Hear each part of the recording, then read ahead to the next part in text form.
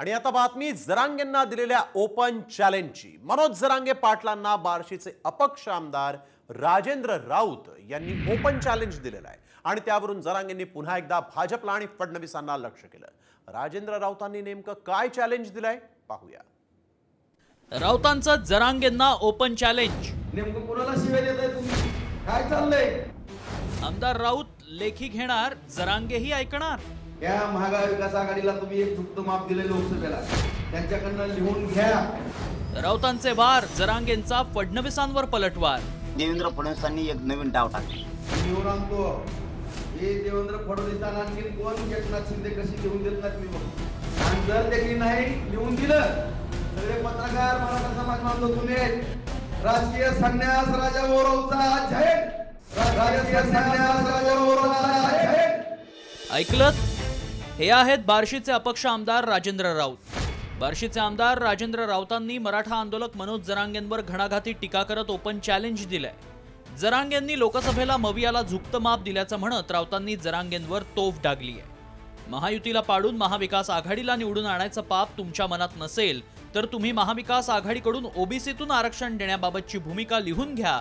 देवेंद्र फडणवीस आणि महायुतीकडून भूमिका लिहून मी घेईन असं म्हणत राऊतांनी जरांगेंना खुलं आव्हान दिलंय। यावर जरांगेंनीही पलटवार करत पुन्हा फडणवीसांना लक्ष्य केलं। तर या वादात भाजपचे आमदार प्रवीण दरेकरांनीही उडी घेत जरांगेंवर निशाणा साधलाय। देवेंद्र फडणवीसांनी एक नवीन डाव टाकला। सगळे कोली तर त्याच्या हातात दिले। त्यांची भूमिका काय आहे, तुमची भूमिका क्लिअर कर। चल चल क्लिअर कर। तू जाय तिथं, तू त्यांच्याकडे लिह, त्यांच्याकडून लिहून आण, कागद दी, मी मराठ्याच्या हातात देतो। मराठे दार दार जाऊन त्यांना लाडी दे।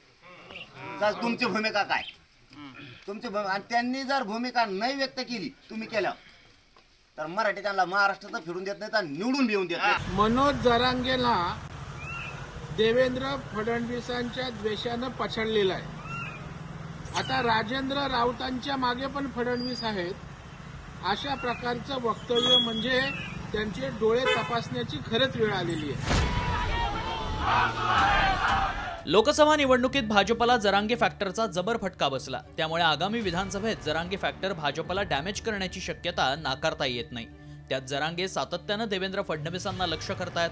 अशातच अपक्ष आमदार राजेंद्र राऊतांनी जरांगेंविरोधात शड्डू ठोकलेत। राजेंद्र राऊत एवढ्यावरच थांबले नाहीत। जरांगे खंडोजी खोपडेच्या भूमिकेत येणार की प्रामाणिक मराठा म्हणून येणार याबाबत जरांगेंनी भूमिका स्पष्ट करावी अशी मागणीही त्यांनी केली आहे। लोकसभेत उदयनराजेंबाबत जरांगेंनी केलेल्या वक्तव्याचा गौप्यस्फोट यावेळी राजेंद्र राऊतांनी केला। मी माझ्या या देवाची शपथ घेऊन सांगतो तमाम महाराष्ट्रातल्या मराठा बांधवांना, दादांचं हे वाक्य आहे, मी फुकलो असतो तरी राजे पडले असते, मी फुकलो असतो तरी राजे पडले असते, मी राजे म्हणून सोडून दिलं असा हात केला।